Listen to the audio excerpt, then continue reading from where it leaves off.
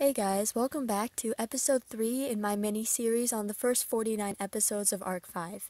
Today I'm hoping to keep this short and concise and talk about what I think is one of the coolest things Arc 5 did.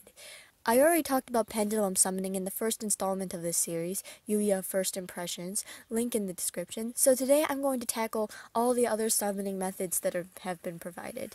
This is probably the last video in the series. I can do more of these videos in the future, but I'm done with the next 49 episodes, so I feel like I should talk about them too, although I feel like I won't be able to talk about them as well because I didn't watch 5D, so this whole next arc feels like a 5D's fan service arc that I don't understand, but I do really like it, so I will have some words.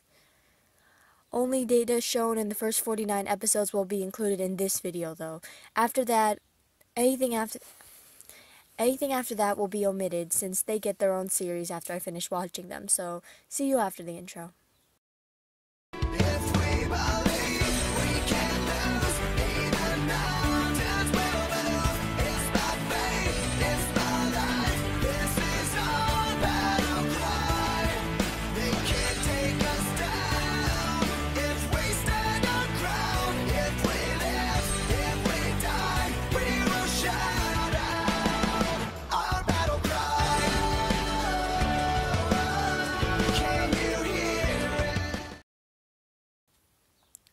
I don't remember which showed up first, fusions or Xyz.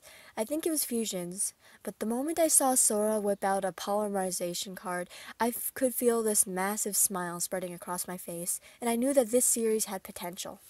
After watching YGO Zale, which included none of the previous summoning methods, seeing something older, like fusion, return and become such a big part of the plot honestly surprised me. I had somehow managed to avoid that spoiler, so when Sora fusion summoned for the first time in his duel with Yuya, I stopped being bored and started really watching closely. Fast forward to when Yuzu went to confront Sawatari Shingo in the warehouse, and we got to see Yuto appear for the first time, which by the way was a magnificent first impression. He placed his entire first hand face down on the field, no summons, not even a face down defense mode monster. I knew that this kid was either a complete fool with a lousy first hand, or he was about to kick some major ass. Then he did something that, despite seeing fusion from Sora, I didn't expect either. One moment he had 5 face downs, the next he had multiple monsters out with the same level, and I may have started screaming a bit. Okay, don't kill me for this, but any Yu-Gi-Oh user can run a fusion deck. But Xyz decks had their own spin-off that seemed totally disconnected from any of the other shows. And then Yuto's Xyz monster was so powerful, it was like probably the greatest first impression I've ever seen. Anyway, and then we get the Synchros. I don't remember who used it first. It was probably one of those kids from LDS, but I don't remember. But since I didn't watch 5Ds, this was my first time watching Synchros being used in the Yu-Gi-Oh anime. And either way, it got me pumped to see.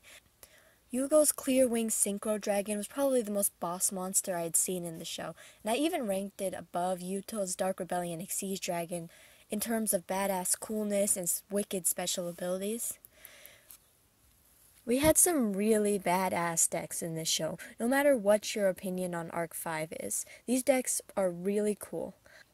I even like those entertainment duel decks, Yuya's, Yuzu's, Dennis's, Sawatari's.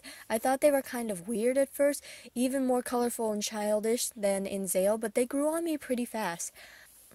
I almost never liked the female leads deck just because they seem so randomly girly, it's annoying.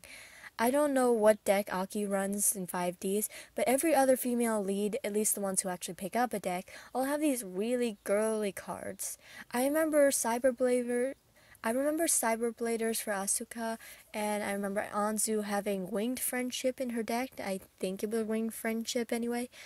And while Yuzu also had her really girly deck, it was the first music-based deck that didn't make me cringe. I liked her music deck a lot, which I found kind of surprising. One of the coolest things this show includes is how decks can be evolved. Skip to Akaboreji, he not only mastered the 4 summoning methods, but he had them all sitting comfortably in one usable deck.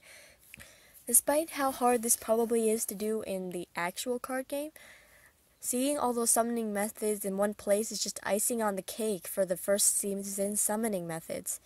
In the second season, they expanded this a lot more, but since I banned myself from talking about the second season here, I'll give another couple examples of deck evolutions of the first seasons.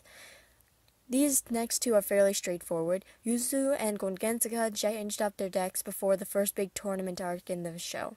Yuzu wanted to make herself stronger to protect the Yusho dual school, so she became a fusion user, and I'm pretty sure Gongensaka just wanted to stay with the times, so he picked up Synchro from an LDS student. This show shows what adding a few different cards can do for a deck. And since the game is always evolving, this show actually portrayed the evolutions of decks when you add new cards, and that's a cool thing. Seeing all these methods battling each other, even without the threat of kidnapping and realm destruction, was just an unexpected and super fun thing to watch, and it only gets better as the show progresses. These summoning combinations get pretty insane after the first season, so that's all I'll mention about it. All in all, this was something I think that the show did right, and where I am in the anime, I can see where people say it may have started going south, but at least be at peace, because having a crap ton of summoning methods all over the place will always add a little bit of excitement to any duel you're watching. Having people who run different decks battle in card games, like I said, is super fun to watch because the players might be a little more on edge, more careful, less confident, because they might not know the rules of a different deck as well, and that element impresses me. Oh, and of course it gives us all a healthy dose of nostalgia, no matter which spin-off series you like most. Well, those are my thoughts on the different summoning methods presented in Arc 5. Leave a comment below. What do you think? Do you agree? Do you not? So long as you're not a troll, I love hearing back from you. Check my channel for more Yu-Gi-Oh content. Previous 2 videos in this series are linked in the description. Up next, I think we'll finally be seeing that Yuma versus Judai discussion that I've been mentioning so often but never actually did. See you next time, fellow Yu-Gi-Oh nerds. Mya out.